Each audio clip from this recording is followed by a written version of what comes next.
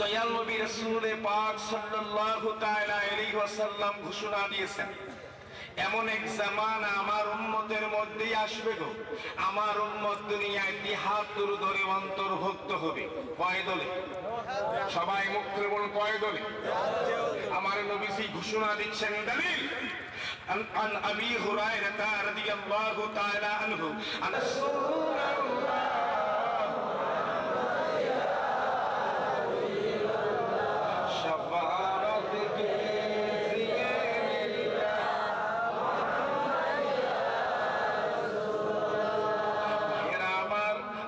নবীজি ঘোষণা দিচ্ছেন, এমন এক জামানা আমার উম্মতের মধ্যে আসবে গো, আমার উম্মত দুনিয়ায় ৭৩ দলে অন্তর্ভুক্ত হবে। নবীজি ঘোষণা দিচ্ছেন, কুল্লুহুম ফিন্নার, সমস্ত দল জাহান্নামী হবে গো, ইল্লা মিল্লাতান ওয়াহিদা, শুধুমাত্র একটি দল বেহেশতি হবে। কিছু সংখ্যক সাহাবী কেরাম আরজ করিতেছেন, ইয়া রাসূলুল্লাহ, কোন দলটিকে নবী বেহেশতি হবে? আমার নবীজি ঘোষণা দিচ্ছেন, যারা আমার রাসূলুল্লাহর পথমত, সাহাবী কেরামের পথমত আকীদার উপর থাকবে, তারাই বেহেশতি হবে, আর বাকি সব জাহান্নামী। নাউযুবিল্লাহ। এটা কার ভবিষ্যৎবাণী? সবাই মুখ খুলে, কার ভবিষ্যৎবাণী? আমার নবী পাকের ভবিষ্যৎবাণীর মধ্যে কোনো সন্দেহ আছে? আফসোস, কিছুদিন পূর্বে, কয়েক বছর পূর্বে, সম্ভবত ৮৪ না ৮২ না ৮৩ দিকে একটা দল বাহির হয়েছিল, ইত্তেহাদুল উম্মাহ।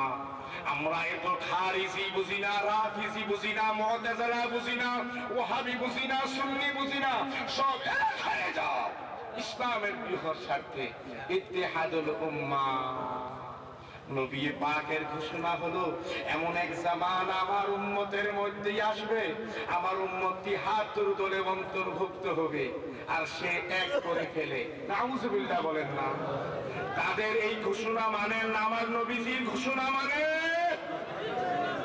নবীজি ঘোষণা দিয়েছেন, আমার উম্মতের মধ্যে ৭৩ দল হবে, এর মধ্যে সমস্ত দল জাহান্নামী হবে, ইল্লা মিল্লাতান ওয়াহিদা, শুধুমাত্র একটি দল বেহেশতি হবে।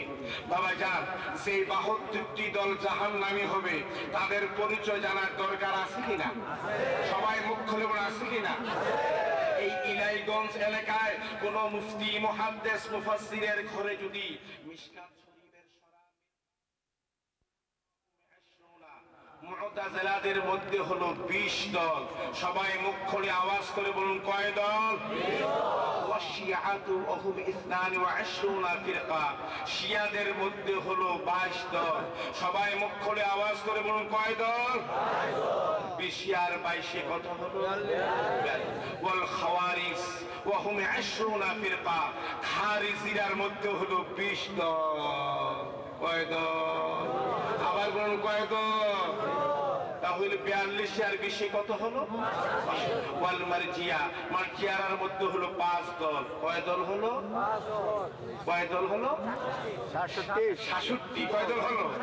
৬২ আর ৫ কত? ৬৭। ওয়াল নাজারিয়ার মধ্যে হলো ৩ দল। ভাই ৬৭ আর ৩ কত? ৭০। ওয়াল জাবরিয়া, জাবরিয়ার মধ্যে হলো ১ দল। কয় দল হলো?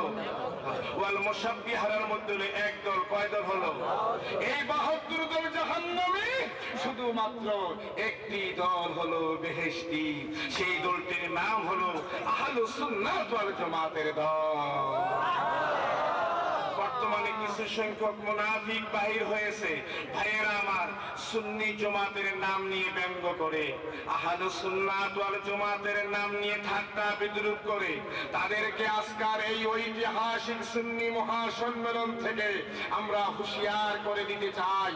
আমি ব্যক্তি আবু নসর জাহাদি খারাপ হতে পারি, আল্লামা জালালউদ্দিন সিদ্দিকী সাহেব ব্যক্তি খারাপ হতে পারে, ব্যক্তি সাহেবরা খারাপ হতে পারে, ব্যক্তি সাহেব কেবলার ব্যক্তি মুরিদ খারাপ হতে পারে, ব্যক্তি কোন পীর সাহেবের মুরিদ ব্যক্তি খারাপ হতে পারে।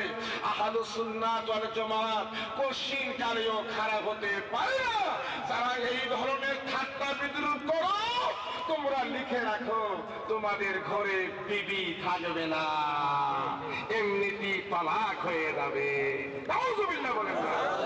আহলুস সুন্নাত ওয়াল জামাতের উপরে ঠাট্টা বিদ্রূপ করা, আহলুস সুন্নাত ওয়াল জামাত নিয়ে ব্যঙ্গ করা, এই ধাক্কা পড়ে যায় আসহাবে কেরাম রিদওয়ানুল্লাহি তাআলা আলাইহিম আজমাইনদের উপর।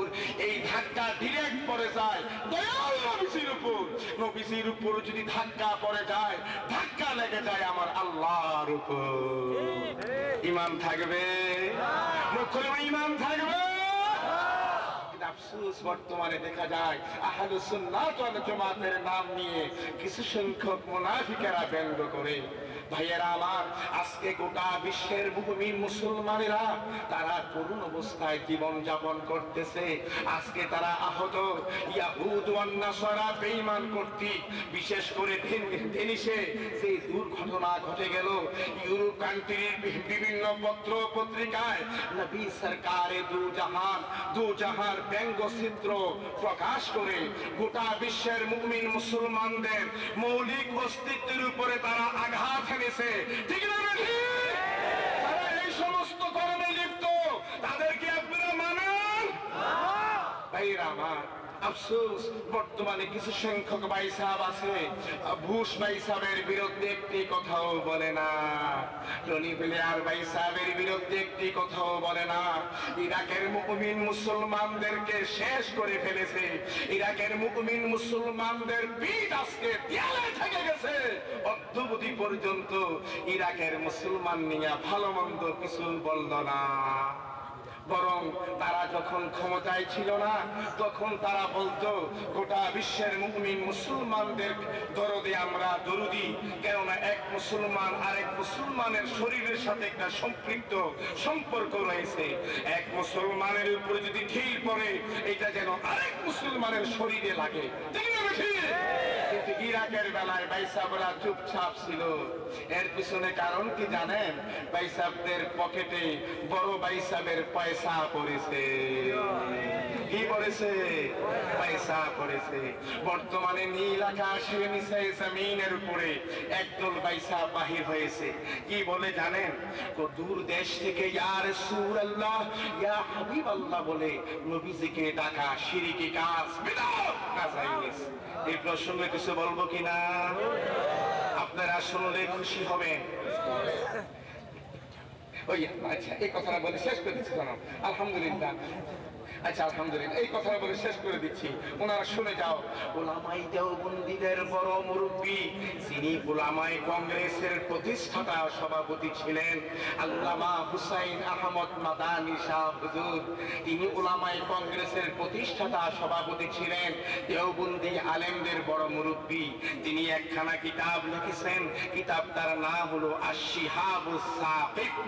আশ-শিহাবুস সাকিবের মধ্যে তিনি তিনার মুরিদানদের বলেছেন, মুরিদানেরা, তোমরা সব সময় পড়িও আসসালাতু ওয়াসসালামু আলাইকা ইয়া রাসূলুল্লাহ, আসসালাতু ওয়াসসালামু আলাইকা ইয়া হাবিবাল্লাহ।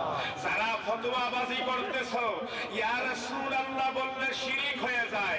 এই ফতোয়া অনুসারে মাদানী সাহেবের উপরও শিরকি ফতোয়া পড়ে যায়। ঠিক না?